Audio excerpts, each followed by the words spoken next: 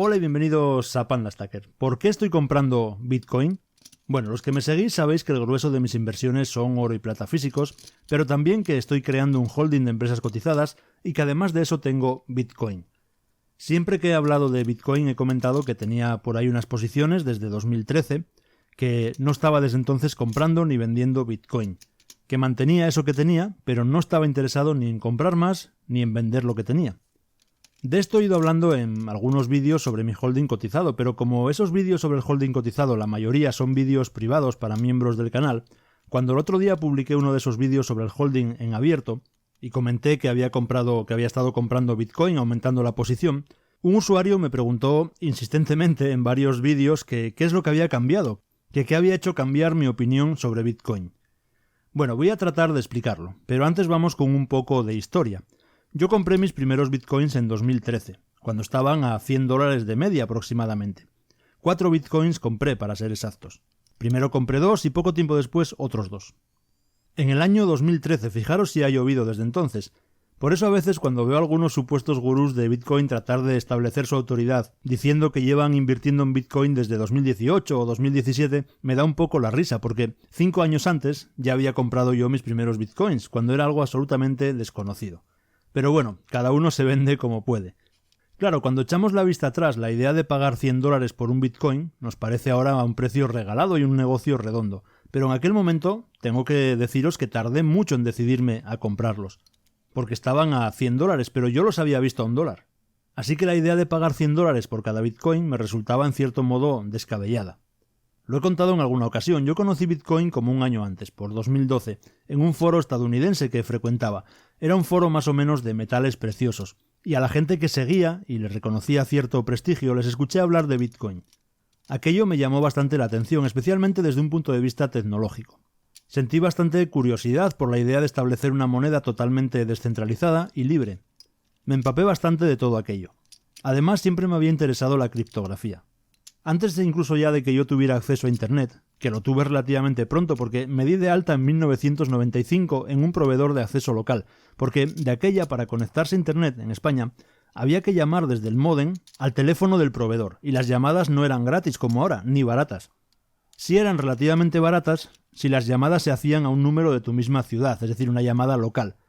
Y curiosamente se había instalado un proveedor de acceso a Internet en mi ciudad, así que pude darme de alta en Internet sin arruinar.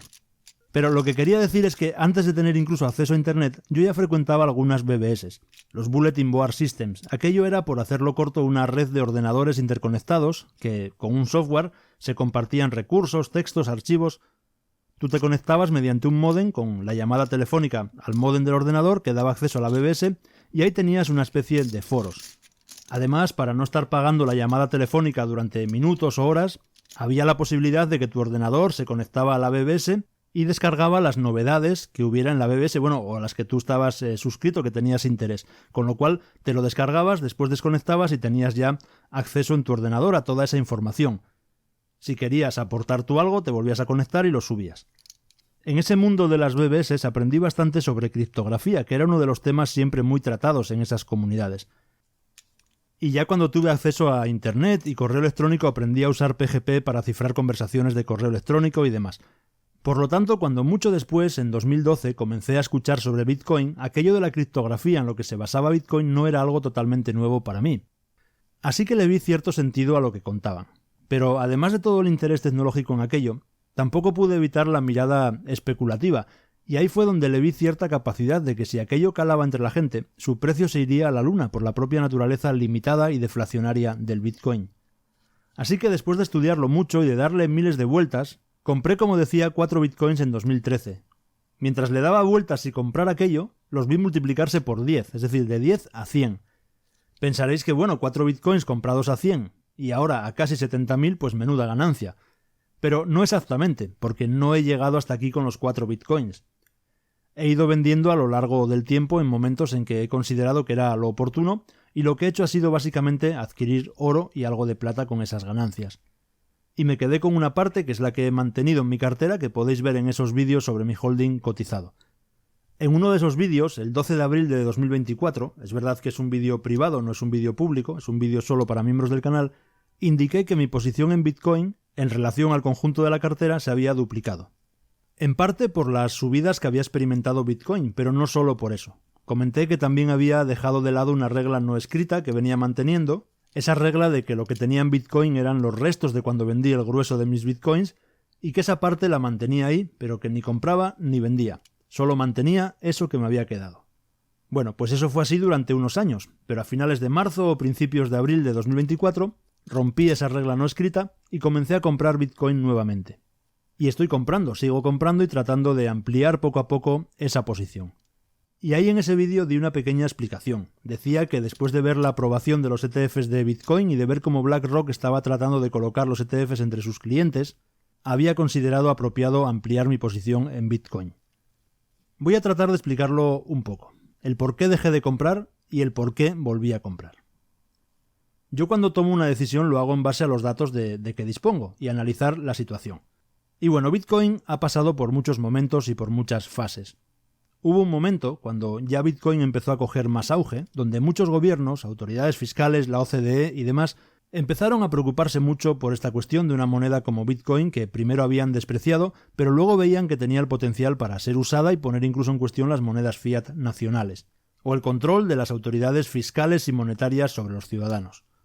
Entonces, por resumir, fue una época donde empezó la regulación de Bitcoin, pero más que regular parecía que todo iba encaminado a tratar de prohibir el uso. Sí, sé que prohibir el uso es imposible por la propia naturaleza de Bitcoin, pero digamos más bien a desincentivar su uso, poniendo todas las trabas posibles sobre exchange y demás, haciendo que el Bitcoin quedara como algo minoritario para 4, pero sin que pudiera llegar a la adopción generalizada. Eso, como digo, hubo una época que lo vi muy cerca, por resumirlo. Entonces decidí no comprar más, pero tampoco vender lo que tenía. Es decir, yo había ganado mucho dinero con Bitcoin, y por tanto lo que me quedaba ahí me podía permitir arriesgarme a perderlo, pero a la vez seguía teniendo una exposición a Bitcoin en caso de que las cosas fueran bien. Lo que ocurrió es que al final, poco a poco, las cosas fueron en otra dirección. De esa hostilidad inicial se pasó a regular sin prohibir, y se fue cada vez más aceptando una realidad. Pasaron muchas cosas por el medio, como El Salvador adoptando Bitcoin como moneda de curso legal, pero el broche de todo ese cambio de paradigma de los poderes económicos hacia Bitcoin es el hecho de la aprobación de los ETFs al contado o ETFs spot de Bitcoin en Estados Unidos. Es una cuestión mucho más importante de lo que puede parecer. Por una parte están los grandes grupos económicos, los grandes operadores del mercado. El hecho de que grandes gestoras como BlackRock pasaran a proponer la creación de un ETF spot de Bitcoin es un espaldarazo total hacia Bitcoin, hacia la adopción generalizada de Bitcoin, porque, por desgracia, mucha gente cree que lo que no está dentro del sistema no existe, o peor, que es una estafa, hasta que lo vende una gran gestora. Entonces ya les parece maravilloso. Y sobre todo, el gran cambio ya en la narrativa ya no es que BlackRock y otros soliciten crear ETFs de Bitcoin, sino que Estados Unidos autorice la comercialización de esos ETFs spot de Bitcoin. A eso uniría también algunas cuestiones por las que creo que a medio plazo vamos a ver por parte de Estados Unidos tomar algunas decisiones muy importantes para Bitcoin, pero eso es otro tema en el que por el momento ni debo ni quiero entrar. Bueno, pues la cuestión es que ha habido un cúmulo de circunstancias que tienen que ver básicamente sobre la relación de los gobiernos con Bitcoin y cómo la idea inicial de prohibir exchange, poner todo tipo de trabas, etc., ha dado paso a una regulación en la que se ponen muy estrictos en tratar de controlar, de saber qué pasa, pero ya aceptan que esto ha llegado para quedarse. Y eso es lo que ha hecho que haya vuelto a comprar Bitcoin. Actualmente, en el momento de grabar este vídeo, Bitcoin representa el 6,4% del conjunto de mis inversiones, representando el oro el 70%, por ejemplo. Para mí ahora mismo es imprescindible tener y ampliar mi posición en Bitcoin y que forme parte de mis activos junto al oro, la plata y mi holding cotizado. Es cierto que Bitcoin tiene sus riesgos, pero ahora mismo me parece mucho más riesgo no tener Bitcoin. Así que bueno, espero que os haya servido esta explicación de por qué estoy nuevamente comprando Bitcoin. Como siempre, espero vuestros comentarios y nos vemos en un próximo vídeo. Un saludo.